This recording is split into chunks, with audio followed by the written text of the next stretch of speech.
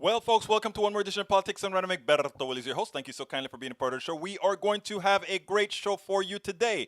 Well, yesterday was the RNC, the Republican National Convention. Oh boy, it was so difficult to watch, but I had to watch it, my friends. It was so difficult to watch. And why is it that you have to watch it? Why folks like myself must watch the Republican convention? Well, it is my duty. In other words, I got to make sure, I've got to find out what they're talking about, see what the countermeasures are, see how they're indoctrinated their people, see what lies their people are getting that we are going to have to disinfect. And my God, I have to give very large kudos to Rachel Maddow and Joyanne Reed and Nicole Wallace, who had the painstaking task of breaking in several times to correct not blatant miscommunication, not blatant errors, but blatant lies, mischaracterizations, and everything you could think about. Now, when I tell you guys you are not supposed to hate on your right wing brothers and sisters, this is the reason why I'm telling you. That Republican convention, like ours as well, the Democratic convention, was very well choreographed and very believable. If you are not somebody who studies politics, not studies politics, but knows somewhat about politics, if you don't know that stuff, you are apt to believe everything that you saw at the Republican convention, and you cannot blame your right-wing brothers and sisters for that. If you have your starting point in life, you have a tendency to go down that particular line of that starting task. So what I've done, and we have some work to do, right? Here's the deal, people. Here's the deal. We have to, first of all, activate our base, the people that are already there, the people that we don't have to convince of anything right now. We have to just make sure of one thing.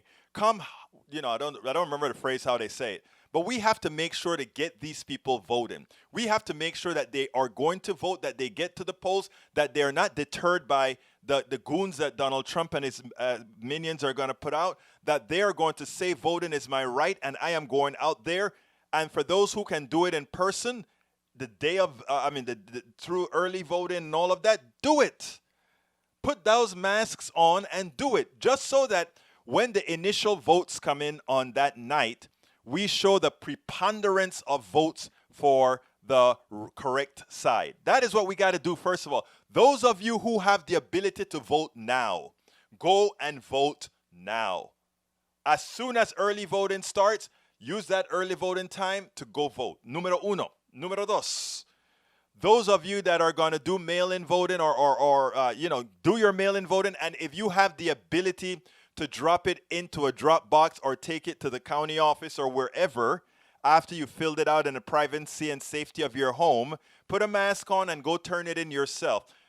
And those who must and have to use the post office, those who have no other recourse, then use the post office, but make sure that as soon as you get the ballot, you go ahead, fill that ballot out, and put it in the mail, in a responsible area, that is. Now, if you don't get your ballot at least 15, 20 days before you're supposed to get it, then for the sake of this country, if you can walk, fill it up, put 3 masks on, and take it in, to make sure that is counted, to make sure that we're not talking about having your vote being taken provisionally. We have to go. Look, they can try to put all kinds of things in front of us because they are the executive. They are the ones who execute the laws of the nation. That is our constitution. That is our constitutional flaw. There are a lot of constitutional flaws that all our people just like to think, oh, the founding fathers are this great thing that created this immaculate documents. There's a lot of errors in there that allows for the creation of Donald Trump. The founding fathers and other good people would not have ever imagined that there could be people to do the things that Donald Trump and others have done. So therefore, where voting is concerned, brothers and sisters, make sure to do all that is necessary to do. Okay, let's get that out of the way first. But anyhow, watching the Republican convention was very difficult, and I imagine for those of you who kind of waited it out, You went ahead and you tried it. You realized that it was difficult, but that's okay because we're doing it and we're going to talk about it. We have a whole few things that I want to show you on it as well. But I started that little commentary by telling you, do not hold your right-wing brothers and sisters. Do not want to strangle them. Do not hold them in disrepute. Do not, just realize one thing. Their source, you are lucky that your sources of information it's on the good side. That your source of information is a truthful source. That your source of information is a fact-based source. That we know is a fact. The problem is they have learned that the Powell Manifesto taught them to do something very well. The Powell Memo taught them to do something very well. Create institutions that had the plausibility of reality, of truth. And in doing that, what they did is they created a set of standards that some people thought were sufficiently plausible to actually mess with their own prejudices, and in that believe that they could keep their righteousness even with the policies and the people they support. I need you though, not to hate on these people. I need you to encourage these people. I need you to never give up on these people.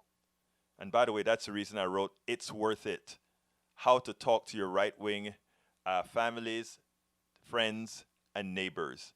Because I have all kind of techniques in there. And I also have, for those of you who know that you're doing the right thing, but you don't always know exactly why the right thing is what you're doing, we also talk a whole lot about things in there that allows you to counteract any particular subject that these folks may bring up to you. Anyhow, let's get busy. What is the show about today?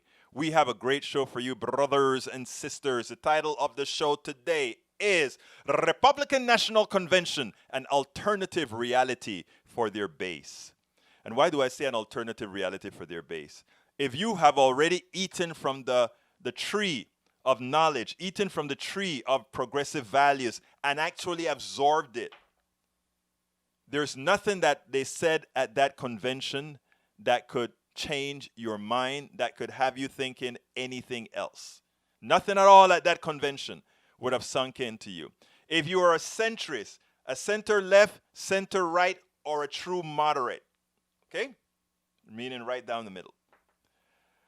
And if you're not emotional, there is nothing that convention would do to convince you that Donald Trump somehow is okay. However, if you're in that middle area, same middle area, but you are that emotions can lead you, because Donald Trump is a great actor of the time of, you know what we're talking about, then these people are persuadable. And we figure that probably is around 21% of the people, which means we have a lot of work to do. We have to make sure that 21% that otherwise would never, ever vote for Donald Trump, but will plausibly vote either side, doesn't have a reason to do so. So we have to be very, very persistent. And the one thing we can't be is fearful. Andrea Mitchell today did some great work with Peter Navarro as she went ahead and queried him about the fallacies that they had out there. But I was a bit concerned about her because now she was interviewing another person and she said, is there something we can do about the power of the incumbency? And Trump can actually go ahead and allow a vaccine to go through, and Trump can actually just go ahead and release plasma, or Trump can go, and all these things that they said Trump can do. And it's true. The thing about it is, let's stop thinking that Americans are idiots. They are not. Not because somebody's a right-winger doesn't mean they're foolish. It just means, again, their source of information. And what we have to learn how to do is invalidate the information that drives them. And that is what we do here. That is what I wrote in that book. How do you invalidate the information? How do you invalidate what others are cued by? And that is what we have to do. So stick with me, follow what we're doing here, and that is what we are going to do. We are going to make sure that we have the power to invalidate the sources of information so that then they can start seeking, looking for other sources. And then they make up their own minds after they're convinced of their own thing. Remember what I said? I also mentioned this a lot in the book. I also mentioned a lot of this in the book, where I said, it's not helpful for us to just say, this is the way it is, this is the way it is, this is the way to it. It's best for them to come to that realization based on leaning, questioning, where you actually already know the answers. And they are going to likely come up with the same answer because you know your answer is factual, fact-based, etc. So those are the things that we talk about. And then when I'm done playing the videos and talking a little bit more, I'll spend a lot of time talking on our talking about these issues. But anyway, Nancy Pelosi yesterday, I think I did this tape yesterday because she did a very good job. Nancy Pelosi came out and said after Mohideen interviewed her, she went ahead and pointed out and made it very clear that the reason the post office is in the state that it is right now is that the promise that Donald Trump has made to pass the bill, he's reneging on it. So she is out there every day now doing what we've said Democrats fail to do all the time. And that is to go out there and make sure and prime the channels every time. Prime the channels and let them know where faults lie for everything that's going on. So let's listen to Nancy Pelosi come out and put the post office blame right on Trump. And with that, she used another tactic by making sure everybody knows veterans are affected, those who need their medicines are affected, etc., etc., etc. Bring it on, Nancy. What is being done to help millions of desperate people at this hour? Can you honestly tell people that Congress will do anything to help them in the next 71 days or even by the end of the year? Well, a lot of that will be up to the administration if they stop making their misrepresentations to the American people. But 101 days ago, Congress passed, in a bipartisan way, legislation to honor our heroes, state and local government workers, healthcare workers, our teachers, first responders, sanitation, transportation, food workers, and the rest who meet the needs of the American people. We also said we want to open up our schools and our economy in a healthy way by addressing the coronavirus with testing, treating, tracing, etc., spacing, wear your mask, and the rest, and then put money in the pockets of the American people. Today, as I think about this and watch the president's remarks, I think, you know, some of his supporters, while they prefer him, they have to know that they are choosing him over their own children. The president is standing in the way of our passing legislation and having a strategic plan to crush this virus so that children can go to school safely, that teachers can go to school safely to work. And this involves everything, the schools. It involves ending the coronavirus, having the protections in the schools if children go there, to have the funding for state and local government, which supplies over 90% of public education.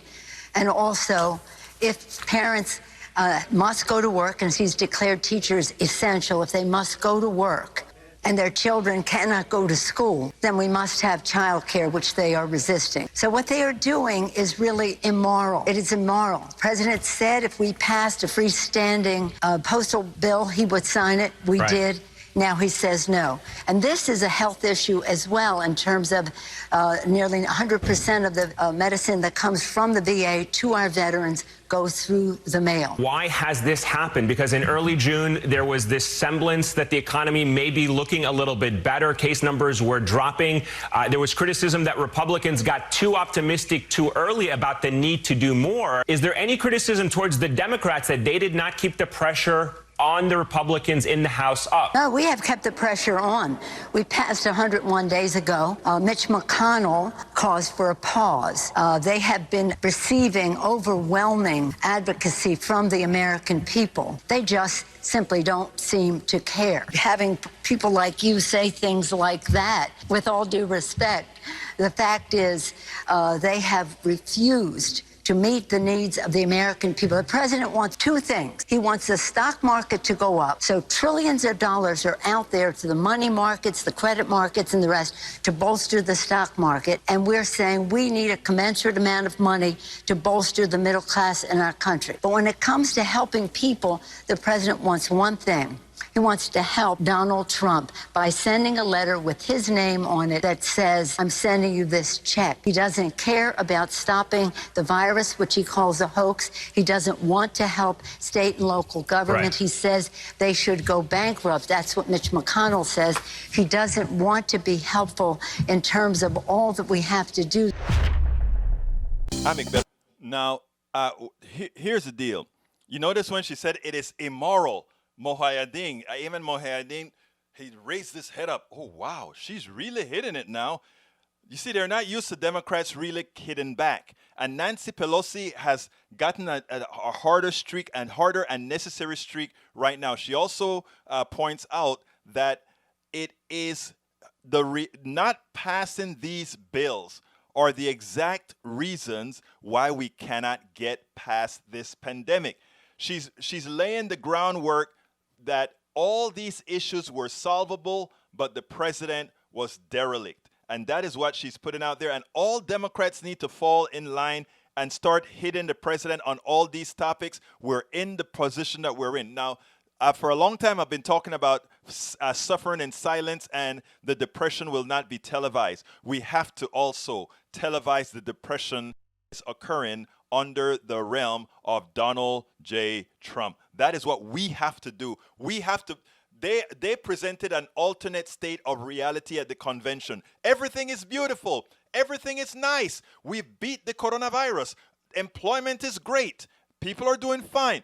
That is the theory out there. And the people that support Donald Trump in Appalachia that are suffering, they still support Donald Trump because there's some nativist stuff there that's causing them to support him, with the expectation that later on, that prosperity that Donald Trump is talking about that has hit so many other places, just not theirs, will come there. Well, we have to make sure to let them understand that under Donald Trump, their state of poverty, their state of despair, their complete state of being is going to be stagnant. It's going to remain exactly the way it is, because the reality is he doesn't care. And you know what is most important that they need to understand?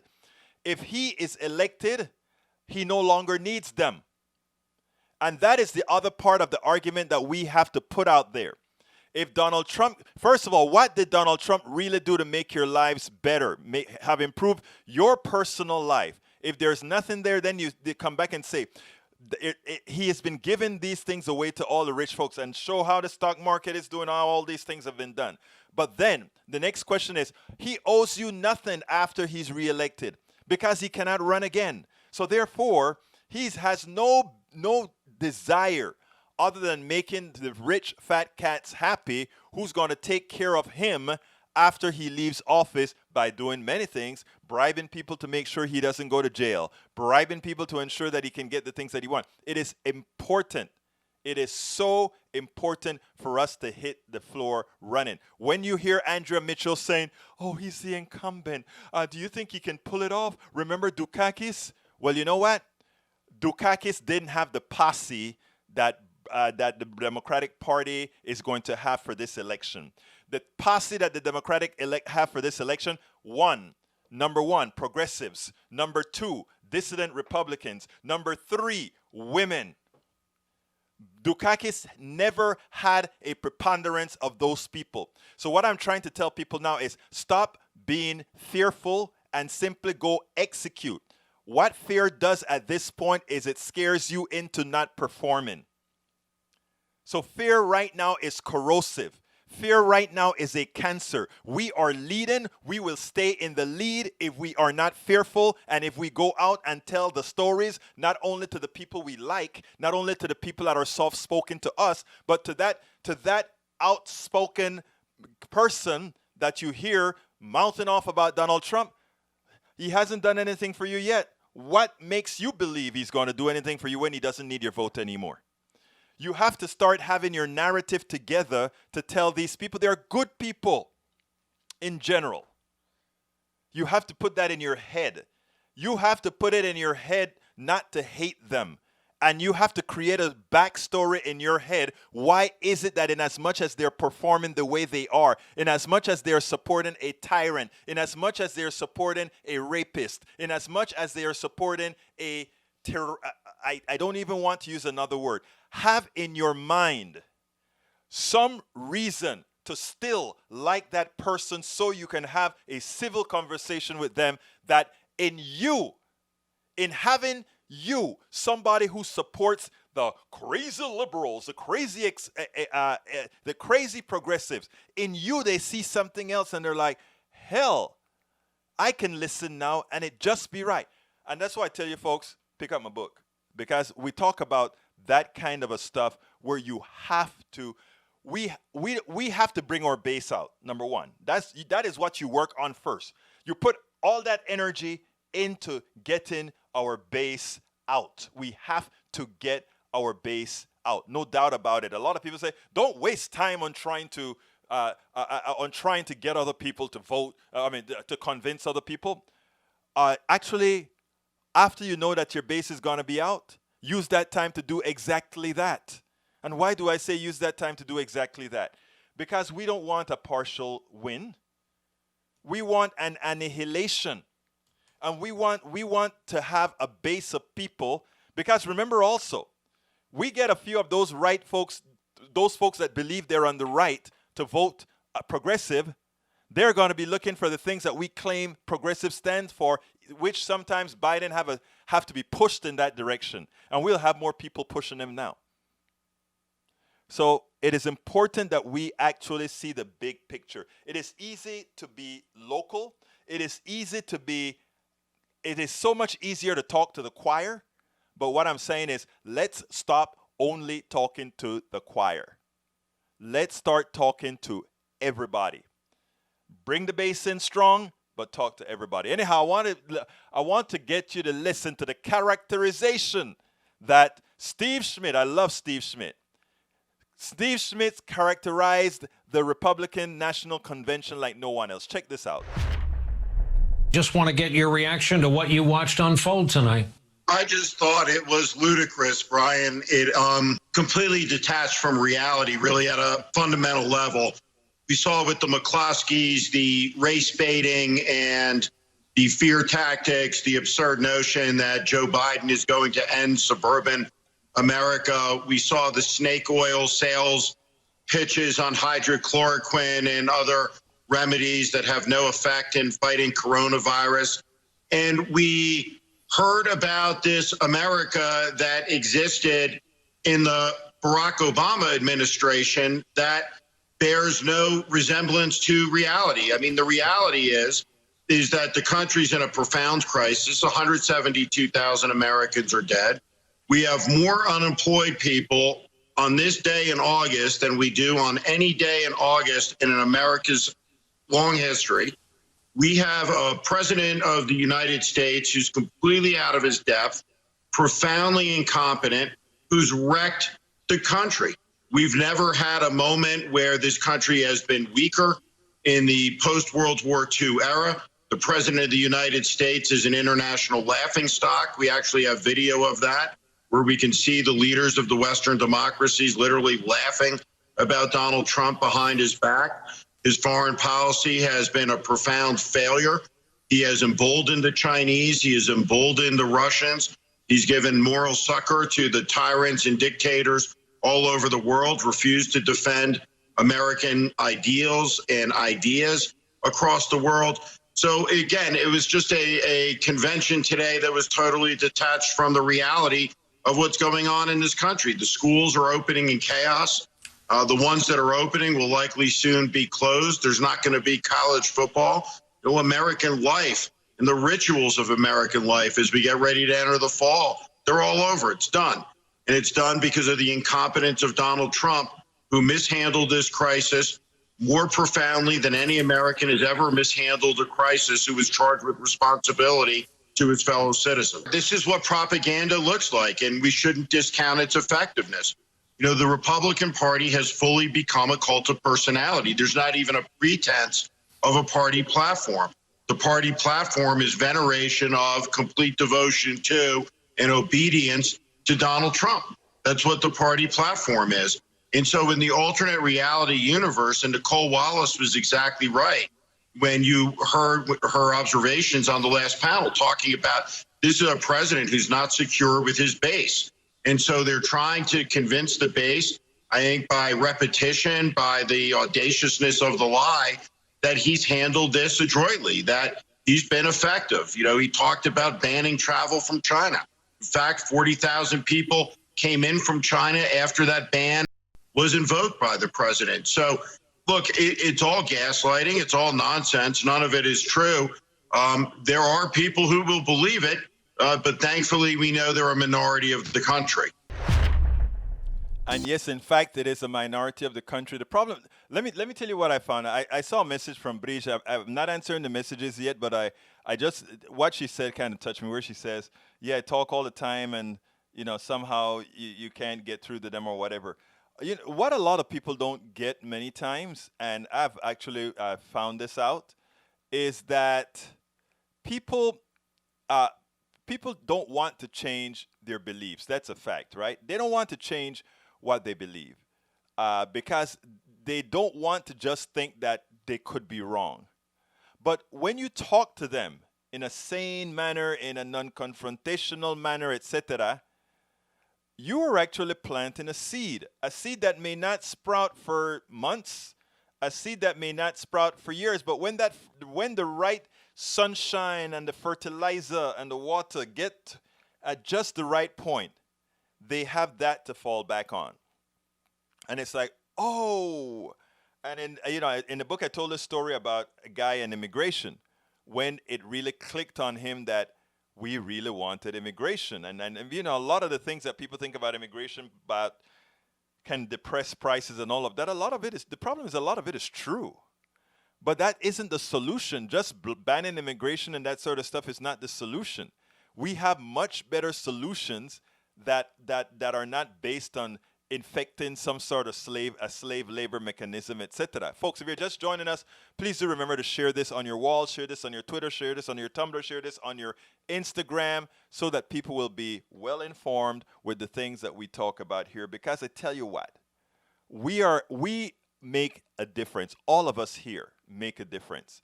You have a hard time seeing it, you make a difference. You mention a few things we talk about, you make a difference. I've seen, it is funny because I don't know how many of you this has ever happened to, right? But I remember I spoke to somebody at a convention, I don't remember, several years prior. And I don't know, after, 2, 3, 4 years, I don't remember exactly how, I get this email that says, Egberto, remember when you said XYZ? And if I'm not mistaken, I don't even think I remember who the person was exactly at the time until later. I said, oh, I thought that person would have never, but they did. And they seeked me out to say, hey, you know what? You were kind of right on that. I get it.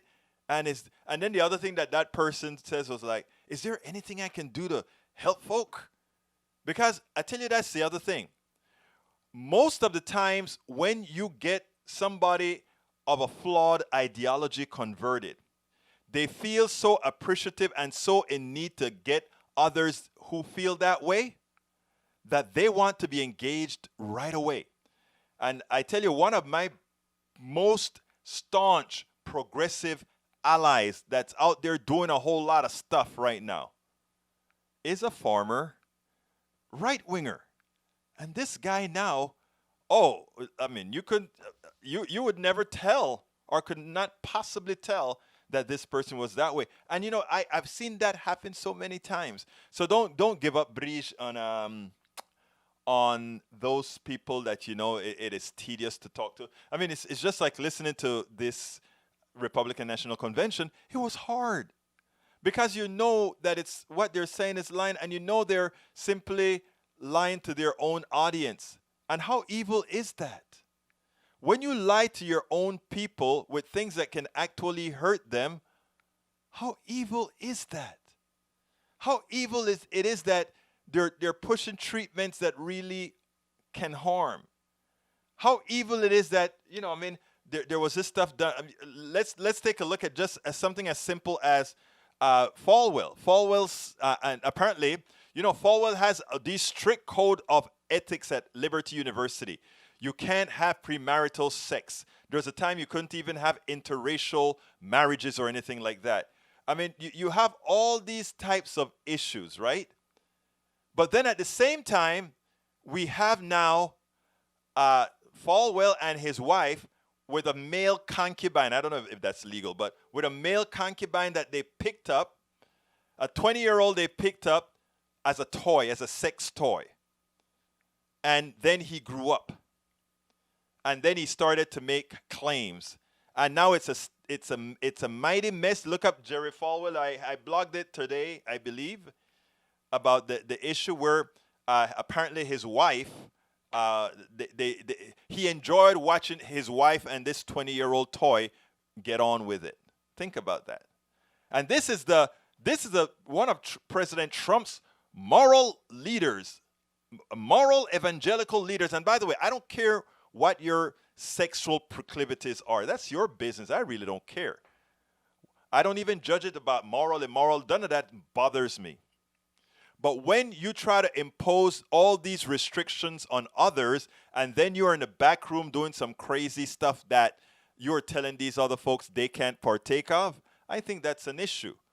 But we take a look at the hypocrisy of evangelicals caving into Trump and all the things that he does. Why would they cave into all the things that Trump does? Because that's who they are. Those evangelical leaders can actually accept Trump because they effectively are Trump. They behave like Trump, they just do it quietly. So those are the selling points that we have to put out there. How comes the evangelicals, those people that believe in monogamy, those people that believe in thou shalt not lie, those people that believe in thou shalt not hurt, thou shalt not covet the neighbors, all that kind of stuff, they believe that. I don't care what you believe, but that is what they believe. And then they support Trump. And then they get their pew to support Trump. It proves that they are farcical, that they're a farce. But it also gives you the opportunity to get in. Because at that point, you can actually show others, hey, how comes Obama only had one baby mama and Donald Trump had 3 baby mamas and somehow one is better than the other? Think about it.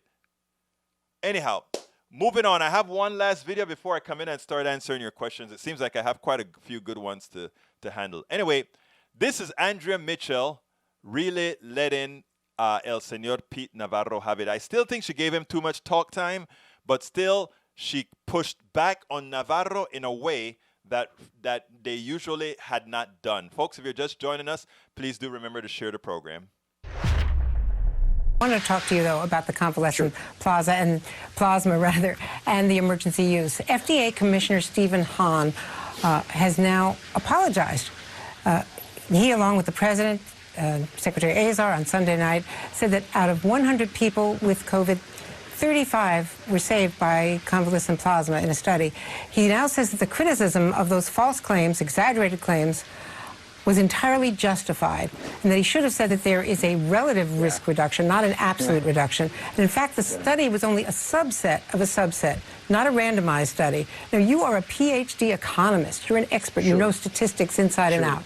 Emergency approval of using plasma this way reduces the possibility of having a proper randomized study, and it falsely inflates hopes. I don't accept that premise. That to me is like a crazy that's what talking every point. expert. It's that's like, what Mayo, the Mayo Clinic, sir. The Mayo Clinic, which did the study, is saying that, and Dr. Hahn is saying that. Is Dr. Hahn, the FDA committee? Let me just get my question out. Is Dr. Hahn wrong? No, the question is. So first of all, Dr. Hahn has said that he was wrong to say this. On the issue of the not being able to do randomized trials, I mean, what is the calculus here? Are we going to wait to use something that can save thousands of lives just so we can have a study that tells us what we already know, which is yes, that is scientific practice, now, sir. With respect, excuse me, that is the way vaccines and drugs are approved. This is an That's important the test. debate. Hang on, Andrea. Effectiveness is the test. Andrea. this is an important debate for the American people and your viewers to have. Do you want to wait for a therapy which likely works to get these scientific studies, which are going to take 3, 6 months or whatever, or do you want to do the right to try? President Trump is the right to try president. And here's what, the debate over convalescent plasma puzzles me, frankly, because this is a therapy that's been used for over a century, and we know two things about it. For other diseases. Not for COVID. This is a new virus, sir. Exactly. But if it's used for other diseases, here's my claim. My claim is that the odds of this being able to hurt you are close to zero, so it's safe. The odds of it being able to help you are close to 100%. Now, whether, Bahan, he close misspoke. To 100%? He cited the odds of this being, hang on, the odds of this being able to help people is close to 100%. It's not going to help every person. As Han basically used absolute numbers rather than relative. I'm not going to defend Stephen Hahn. What I am going to defend is the idea but the that president said that as well. Andrea. It was the president, it was Stephen Hahn and Secretary Azar together on the platform at the White House. You do I just have to correct you as you go along. You do a disservice. Important clips I think you could play, Andrea, at some point, is Vice President Biden's chief of staff saying how they did every single thing wrong during the H1N1 crisis, and it could have been the largest mass casualty event in history. And I would remind you, when the president pulled down the flights from China on January 31st, he was called a xenophobe and a racist by Biden, yet that saved hundreds of thousands of lives. Well, that was out of context, sir. That's not the case. What context? And 40,000 people came in from China after he put that yeah, and it could have been hundreds of thousands of more. But Andrea, it's like there were so many exceptions. I think. Now, it's interesting. You notice Andrea took a little bit too long to talk about the Biden statement being out of context, but she went to him with him. And this, if you know how Andrea interviews, you know that for her to push back like that, it's like a new day, because normally does not push back the way she pushed back there with Peter Navarro. But you can see they're completely unscientific. When he makes a silly statement that, plasma therapy has been used for a long time. Yes, for other diseases. Well, yeah, if it works for other diseases. No, you don't know the characteristics of this virus, so you don't know that. You have to do a double-blind study to make sure that it's really efficacious. You got to do that. It is science. Additionally, when he goes out and he says, well, we are, this is the president that's going to say, we'll go ahead and try it anyway. Now, who takes care of that person if trying it out in a non-scientific manner harms you for life? It's not like we're a country that has Medicare for all. It's not like we are a country that saves, that prevents you from going bankrupt if you get real sick or some sort of a pernicious disease, a disease that stays with you for a long time, a chronic disease. That's not the country that we are. So therefore, we must follow scientific norms, because again, if we don't and something goes wrong, we are not a country that takes care of its own. Here in America, you're all alone. Don't forget that. You're all alone. Andrea Mitchell did perfectly with El Señor Navarro, but think she should have been a little bit harder many a times. Okay, we're starting a little bit early so I can get into these notes. And if anybody want to call, what I'm going to do is I'm going to put the phone number on right now as well. The telephone number is, ¿qué es el número del teléfono? The telephone number is 346-248-7199, 346-248-7799. The code is 254-600-9091. Okay, let me welcome everybody first. Michael Rudnan, welcome aboard. AVQ, welcome aboard. Bridge, MCP, welcome aboard. Paul Fleming, welcome aboard. Naked Old Man Sex, welcome aboard. I don't know. I'm curious about what you do with that handle on Twitch, brother. Naked Old Man Sex. I'm curious. Anyhow, let's see who else is here. We have, para ver. I think I saw, Bruce Pollard is here as well. Norman Reynolds is here as well. Paul Fleming, I don't know if I called you, but I think I called you. Mike Cisak is here, creating a little bit of ruckus. Mike, Mr. Cisak. Rose Williams, how you doing, Rose? How you doing, Rose? Let's see who else is here. If I miss you, just throw something else in there and I'll find you. Okay, let me go to the top again. All right, Michael Rennan said, Republican Party announces that it stands for nothing. First, the platform is taken seriously by those who stand by the issues that matter, aka progressives. So if you want those issues properly addressed, vote in more progressives. Second, the Republican Party isn't the party of nothing. It's a party of Trump, as they have long since become a cult of personality, and in their eyes, their leader can do no wrong. As an authoritarian strongman's his way through every problem. His way through every problem. Strongman's his way through every problem. In recent years, people have tended to ignore or even gently deride the deliberations of party platform committees. All these arguments over arcane questions of policies, and for what? The nominee, if elected, won't be bound by any of it. True enough. Yet the Republican decision this year to adopt no policy platform whatsoever shines a light on the democratic significance of the exercise and the alarming vacuity of the Republican Party under President Trump. The Republicans are announcing that they stand for nothing. Their party's only reason for being is to gain and retain power for itself and its comparably unprincipled leader. What kind of future can there be for such a party, and how healthy can the two-party system be? I love that phrase. Where you got that? In the Washington Post, or did you write that? I'm going to assume you pulled it out of the Washington Post, but you could have written it as well. Anyhow. First night of Republican convention, more dishonest than 4 nights of DNC. Lies repeated, lies believed. There's extensively long list of failed fact checks. All of this is by Rudnin. Conservatives are living in their own fantasy reality. If they swallow all this, just remember.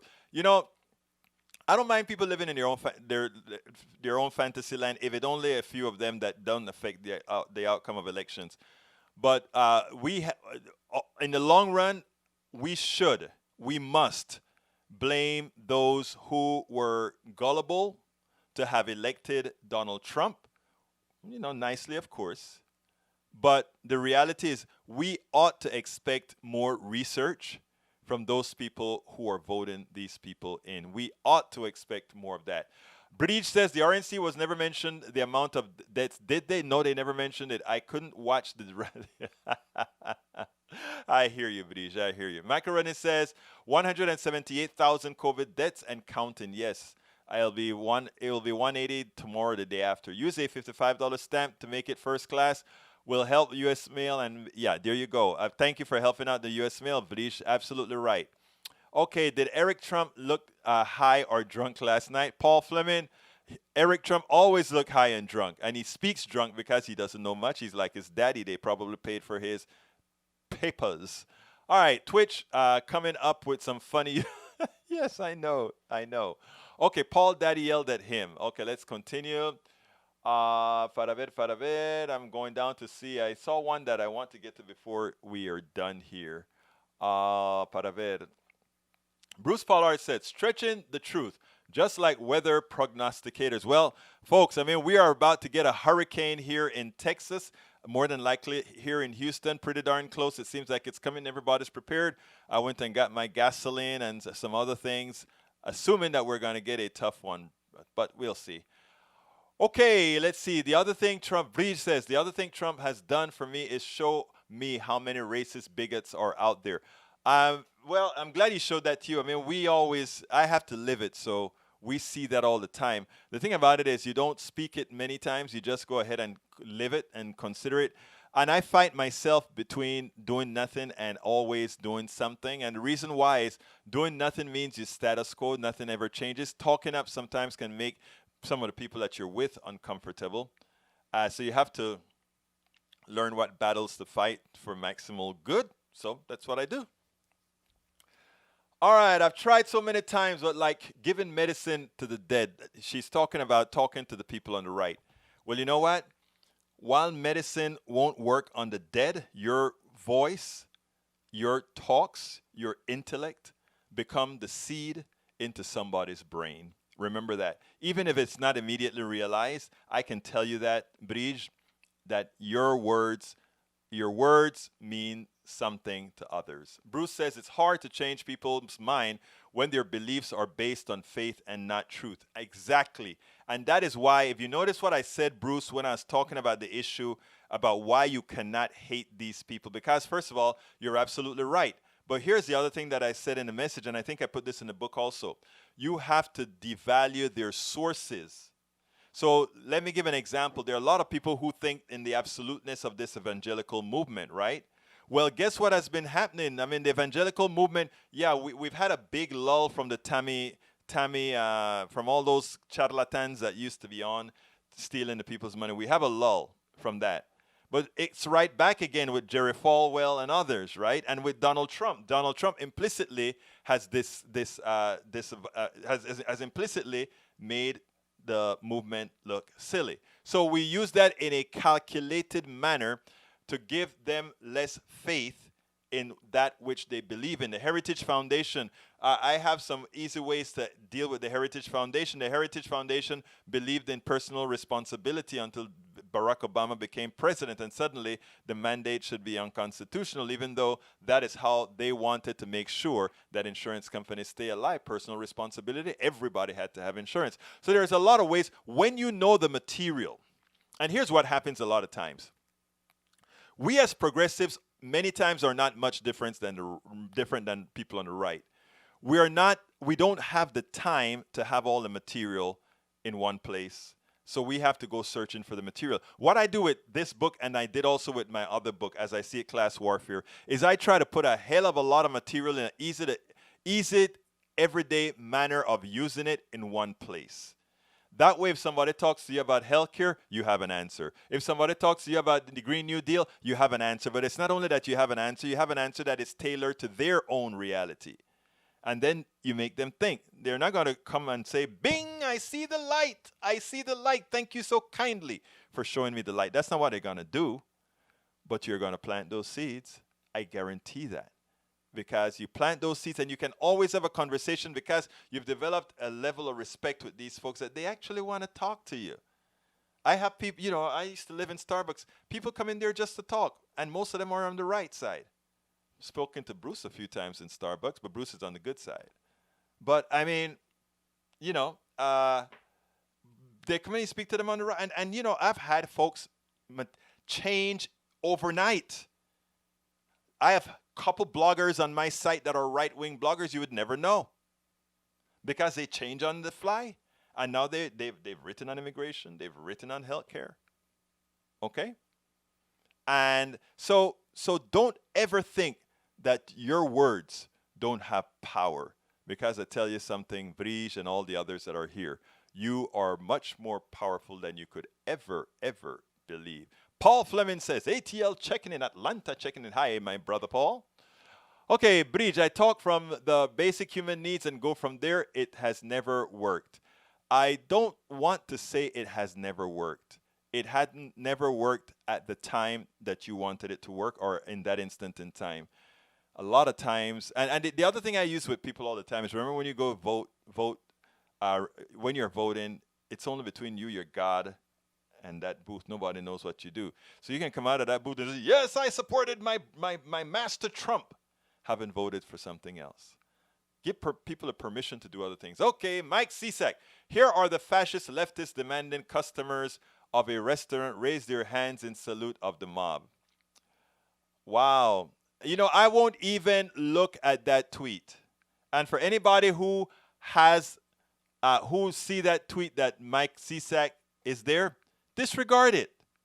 These guys come up with a whole lot of stuff, some of them fake, some not, to be representative of what we progressives believe in. We know what we believe in. We know what Black Lives Matter really mean. We know what Green New Deal really mean. We know what Medicare for All really mean. Don't allow crazy right-wing rhetoric to somehow make you believe like it is less valuable. Disregard it. So Mike Cisak, a tweet that tries to tell me about progressives or leftists doing something means nothing to me. It means nothing to me. It may mean something to you. May be able to, it may be your people continuously trying to hoodwink you, which they've successfully done thus far. But you're here every day, so you'll be changed in the long run. I'm pretty sure. Michael Rudnin, is widespread suffering the natural human condition? No, it's not. It's a capitalist condition. Widespread suffering is a capitalist condition. And people say, but wait a minute, America is capitalist and the people are living much better. But if you go to Bolivia, if you go to Cuba, if you go to and they'll name you all these places that are doing badly, right? And the one thing they miss is the capitalist thread in those countries that are perpetuating what's going on. I mean, let me give an example. You know, people who, let's say you go to a nomad land where everybody grows bananas. They walk around. They have their little valleys. They have their tea in the mornings. They have their cow milk. All that. They've been a successful nomad society. And here comes this capitalist, quote unquote, high-tech society. And we're going to bring modernity to them. And in bringing modernity to them, they have to work harder. They're more hungry. Which was a better life for these people? You see, we have to stop judging things from our point of view. Now, what we have done as a capitalist country is going to a lot of different places and depressed them. We went into, when we go into Panama to extract we are very extractive. And then we want somebody to say thank you for saving us. Saving us from what? Thank you for saving us. We bring our military there to protect. Come on. You have to understand these. You have to understand the genesis of problems, really problems. Okay, Michael, let's see. Mike C6 says his parents started a business in their garage 40 years ago. Democrats supported BLM and Antifa burned it. Wow. And am I supposed to feel like, okay, let me tell folks, I am not into just going and blowing stuff up, okay? But let me also tell you about complicity. Learn what complicity means. If you are a business owner in a capitalist society, like I have been a business owner in a capitalist society, what has occurred to harm people in that capitalist society, you are also complicit in. When I owned my own business and I did certain capitalist things, I was complicit in it. And if in such doings, something that the pushback to said complicity occurred, I'll feel bad. It may make me broke. All those things are true. But it's a closed loop. Understand that. So when you want me to feel sorry from this guy, this Democrat who had a business, successful business, and everything was going fine and all of that, and they just came and burned it down. I'm sorry for that guy. I'm sorry his business got burned. I really, really am. He was, let me give a corollary to that. When Bush #1 invaded Panama, and a small amount of soldiers, American soldiers, died, but 10,000 Panamanians died. According to Wikipedia, 4,000. According to the UN or something like that, I think they said 1,500 or something like that. But we in Panama know 10,000 Panamanians died, okay? When Colin Powell was asked about the amount of civilian deaths in there, it was called collateral damage. Nobody said the pain and suffering that the families of each of the dead was feeling. The financial ruin of the dead that was killed in war. None of that was mentioned. They were collateral damage. There was a system. And because they were there and the system was being purged, they were just collateral damage. And I don't want to be as callous to the owner of that business to say that he was collateral damage. But if I want to be very honest about it, he was collateral damage to the occurrences. Now, let me tell you what could have been a better, something that could have created better outcomes. If all those businesses that are lining these streets came out and said, we are a part of society as well. And as part of this society, we see that there's a certain percentage of our society that is treated like dogs. A certain percentage of our society that the police that we pay our extended taxes for, they are maiming some of the people in our society, some of these people that are our own customers. You police officers are harming them. Stop it. If the people that have a stake in society were doing those things, then the destruction of certain businesses, etc., one would have an extra, I feel bad for them now, but you'd even feel worse because they were not a part of a system creating the problem. Understand the difference between individualism and societal problems. That Democrat losing his business was an individual problem, sadly, but the societal problem is greater. And did that business owner and all these other businesses who have seen and who have benefited from the attacks on the underclass many a times, have they been working towards helping that issue? Oh, wow, a lot of messages came in. I'm not going to get to them, so let me just jump to the bottom. See, okay, definitely ever since voodoo I like to use voodoo. Okay, I'm not going to be able to get to all of these messages, but I'm sure I'm going to read them because it's important. Mike, you should have not, Rudnan, you should not even have looked at it either, Rudnan, but, it's a free country. Let's say, anyway, I made the case that I wanted to make when it comes to businesses that get hurt. I wish them no harm. But again, my question is, have they been a part of fighting for an equitable society as well? And we all have to look at that. We are all stakeholders. We are all complicit. And until we realize that we have to be our brothers' keepers or sisters' keepers in a society, society will continue to fail. It is so important. It is so important that we understand these issues. Anyway, I need to give my little quick spiel right here. Folks, we need your support. Please go ahead and join us. Please become a subscriber of Politics Done Right by going to politicsdoneright.com/Patreon. Please support us as well, if you feel to, at politicsdoneright.com/PayPal. politicsdoneright.com/PayPal. Likewise, you can support us on Facebook by going to politicsdoneright.com/Facebook and go to our store at politicsdoneright.com/store. We could not possibly do this without you. We need you. That's what I need to say. To stay doing what we're doing, to stay giving the message out, to stay writing all the blogs. By the way, this show is just 1 hour. It takes several to prepare and cut in the videos and all that stuff. Plus we have, of course, I write books as well with these issues to support the show and to put out the message as well. And you know that we blog every day. And thanks to Rose Williams, who now helps by correcting my grammar where necessary in my blogs, etc. So this is hard work. This is a lot of work. And we need a lot of people doing this. In fact, the other book that I think I'm going to come out with before I do finish the Utopia, because I have to see how the election is going to really work on the Utopia exactly to make it to make it better, is about blogging and how to do it a bit easier. Because what we need, the other side have a lot of paid people that just put out material over material over, they just put out a ton of material.